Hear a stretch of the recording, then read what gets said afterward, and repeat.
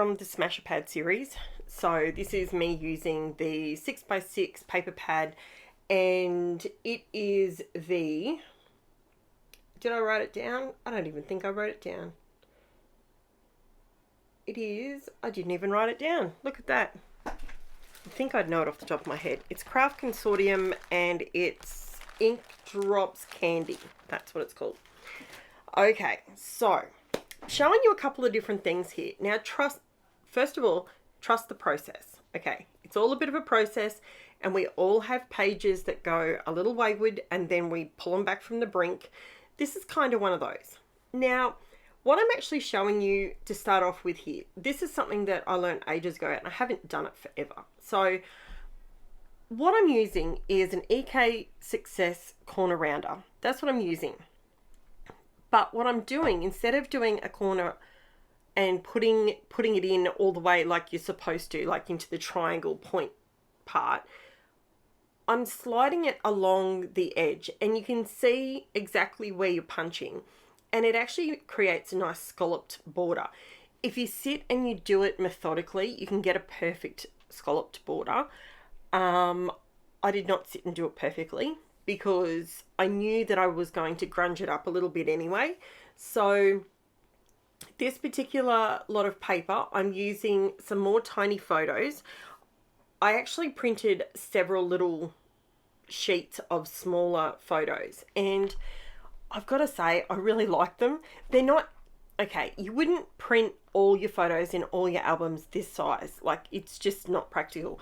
But for the tiny, you know, the things that are day to day, the small, they're not necessarily small things, but the things that you take. For example, these photos, it's a collection of photos from when Jen was playing AFL and she went to the park and her sister took some photos. And she's all in it's her old school uniform, but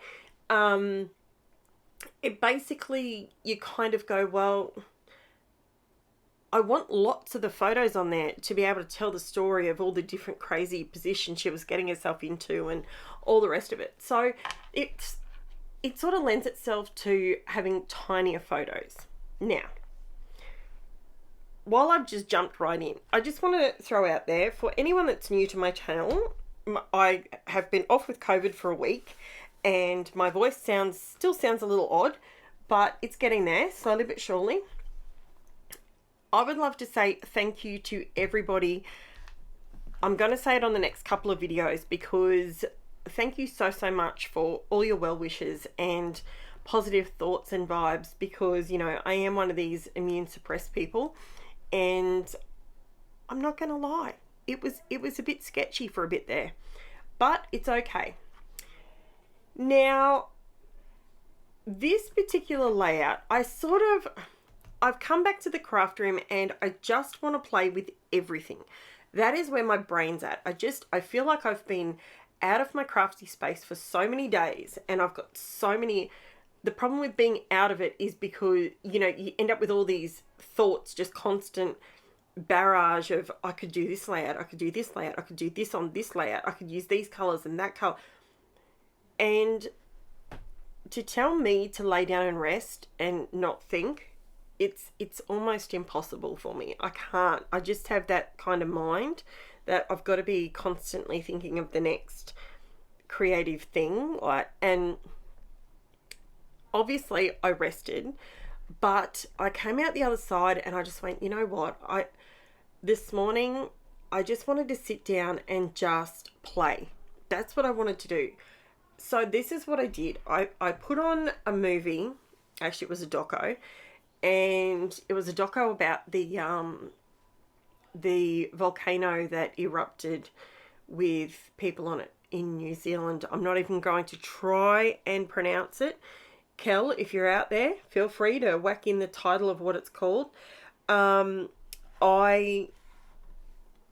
watched that, and my heart just breaks for those people. Like, it was just awful. Terrible natural disaster, and it was awful that they had to go through that, and are still going through that.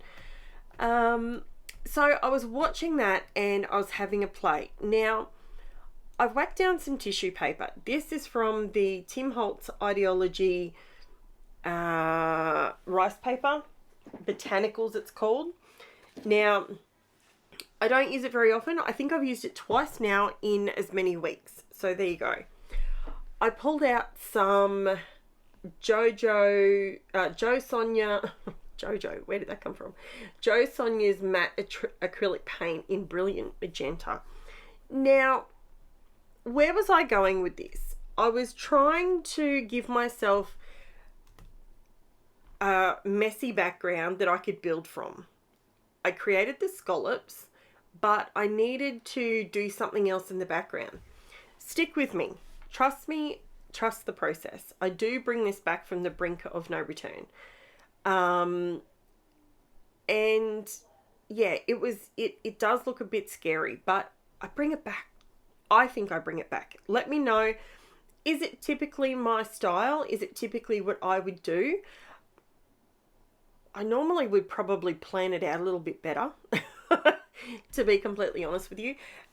But it got me in there. It got me touching, playing with the papers, getting back in tune with everything, and I was getting my creative juices going, which is what I needed on this particular Monday morning. So I am just pretty much what I wanted to do with these strips. They're all different thicknesses, different widths, different. I'm not lining them up perfectly. I'm sort of.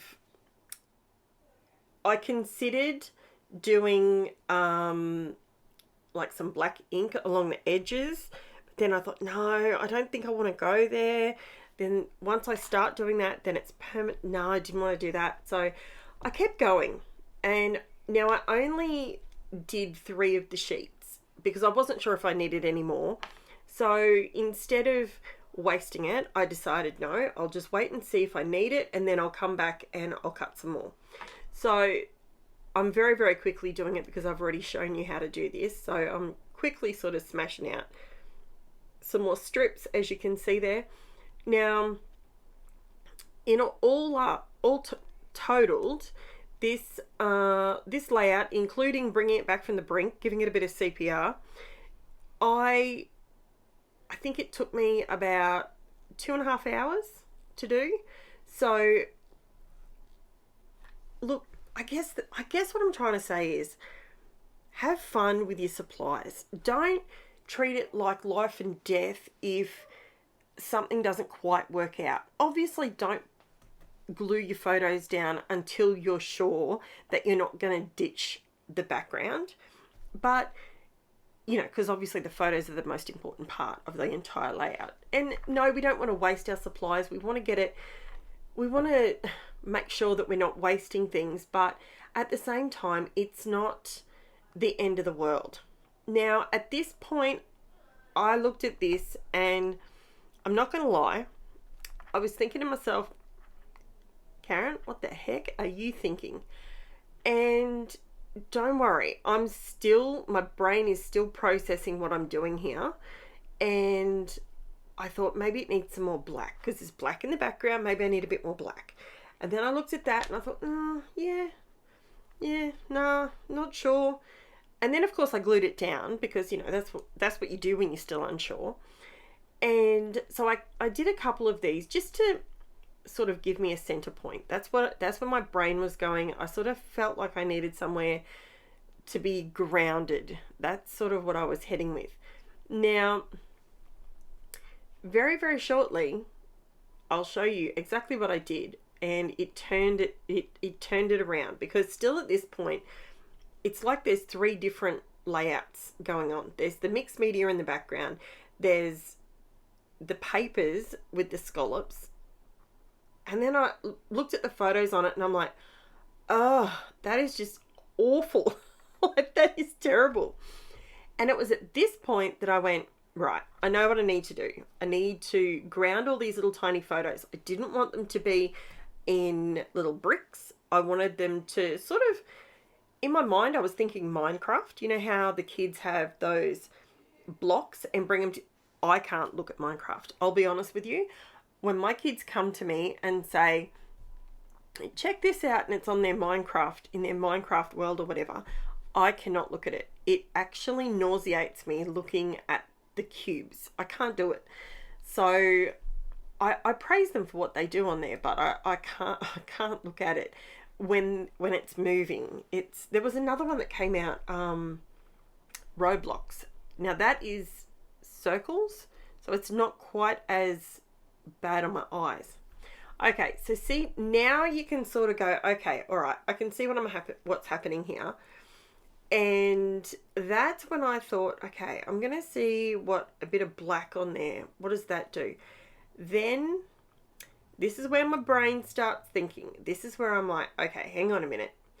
Let's get a bit of white paint. This is just MONT titanium white acrylic paint. And I think I needed to grunge it just a little bit more and kill down that magenta in the background a little bit. It's a bit too busy. So I toned that down a little bit, and then it was at this point that I went, what if I flip it and check it out? It looks awesome flipped. That's exactly what it needed. Just flip it on its side. I thought that I wanted them to be running north-south, but east-west is the way it wanted to go. So then I pulled out my black fine point. It's my Posca paint pen. It's 0.7mm, and I absolutely love this pen. Could I have waited for the acrylic paint to dry a little bit more? Absolutely. Do as I say, don't do as I do. If you want to spend your $5 on your pen and drag it through wet paint, be my guest. However, I'm warning you, it will ruin your pen. Don't do that. Don't do what I do. So here I'm just adding some black lines to the scallops. And I think that adds that little bit of definition. I was thinking of coming in with my distressed watercolor pencils and sort of grunging it a little bit more, but I think it needed an actual line. So I was really happy once I did this. Now, the white paint was definitely the savior because it toned down that magenta in the background. It's also kind of faded the botanical collage paper. It's toned that down a little bit. So I've left the colors. See, I don't know. I just feel like that was the moment where it just went bam. That's what you needed to do. Sometimes if you're making a collagey kind of background and you want to get all painty and glue things down and all that sort of stuff, sometimes flip it on its head, turn it upside down, turn it sideways. There's no rule saying it has to be a certain direction. So do that, because obviously I was at the point I was genuinely considering ditching it because I'm like, you've killed this, you've wrecked it. But I actually really like how it turns out. I really, really like this layout. And I know it's not going to be for everyone. Absolutely. I completely agree. It will not be everyone's style. But that's why I'm here, to create different layouts and different looks that you guys may resonate with a part of it. You may not resonate with the whole thing. Like, you might be someone that goes, I don't do the messy. I don't do messy. I don't do watercolor. I don't do paint. I don't do ink. I'm strictly a paper person. I just do paper. You may resonate with the way that I cut out the scallop. You may not have a border punch. You may have learnt that, you know, you can do it with a corner rounder, you know. You may also resonate with the fact that a few weeks ago, I had someone ask me if I could use brads on a layout. And today is that day. I felt like this layout had enough going on that it could handle the weight of some really big chunky brads. Now, these brads I've had in my layout, in my collection for, I can't even tell you how long, like ridiculous amount of time. Had to have everything, you know, because that's what I do. I bought them not realizing at the time that they were really big, and I prefer smaller things. Hence, see the packaging? It's crazy. These brads are really big. But what I decided to do was pull out my tiny, I think it's a 1/8 hole punch a couple of holes. I didn't measure them. I didn't line them up perfectly because that's not what this is not a layout that's got symmetry. Okay. And I'm just popping through the brads, and they don't bother me poking out the back like that because when they go into my album, I heat seal them into their pouch and it doesn't go anywhere. So it's totally fine. Now I went through and I put all of these little guys in. I needed just 2 more.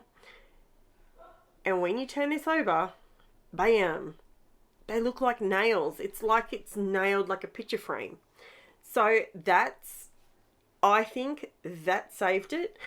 Then I needed to bring in, I love decorating with words. Okay, words that mean something to the layout, not just random words for no good reason. I did do a layout a few weeks ago, probably a month ago now, where I just used words and the whole big speech bubble was words. That one I just used whatever. But this particular one I went through, and this is my PINKFRESH Studio Title Ephemera, and it's from the Happy Heart collection. And what I did notice a few weeks ago, this 6x6 paper pad from Craft Consortium, these colors match it perfectly. So I knew that I'd be able to pull off putting these words on here, and I think the layout was busy enough that it could handle it. I really do think it could handle it. Having the big thick black border and black behind the photos, believe it or not, it actually kind of, by putting the words on here, it quietened down the background. That's my opinion. That's what, you know, I think it turned out really good. I really do. I did raise these words up a little bit, and I just used my foam tape for that. If you're looking for the foam tape strips that I use, you can get those from, if you go over to my Facebook group, I've actually got it pinned at the top. So you don't have to go rummaging through the entire page. So they're tagged there. That's the guy that I get them from. So if you're in the market for them, an alternative to these strips is the, what are they called? Scrap. You can get really, really good solid scrap. What are they called? Scrap adhesive squares and strips and circles. You can get those and they are fantastic. There is a link in my description for Crazy Craft Obsession, and they have the scrapbook adhesive on their website if you're interested in purchasing something like that and giving it a try. I like the strips sometimes. I sort of switch between different things. I use the craft foam. I use these strips sometimes. These strips, though, I will tell you, once you put it down, you can't get it back up. There is no second chance with this. And it's the same with the scrapbook adhesive. Those ones, they have stick like there's no tomorrow. There is no coming back from it. So if you're a person that's a little bit flinchy and you don't really know if that's what you want to do yourself a favor. Okay, so now I'm just coming in with a stamp, just a wordy stamp, and I'm just using my black oxide ink and adding a little bit of stamped word there. Believe it or not, it needed it. So here it is, up close and personal, guys. Let me know below what you think. If you haven't already liked, subscribed, or commented on any of my videos, I'd really, really like you to do that today. I am striving for 1,500 subscribers, and then once I get to that point, I'll be having a massive giveaway. So if you haven't already subscribed, please, I'd love to have you jump on board. Also, my socials are in the description below, along with everything that I've used. I will have it all linked below, including a couple of affiliate links. If used, I will receive a small commission. Thanks very much for watching, guys. I'll chat to you soon. Bye for now.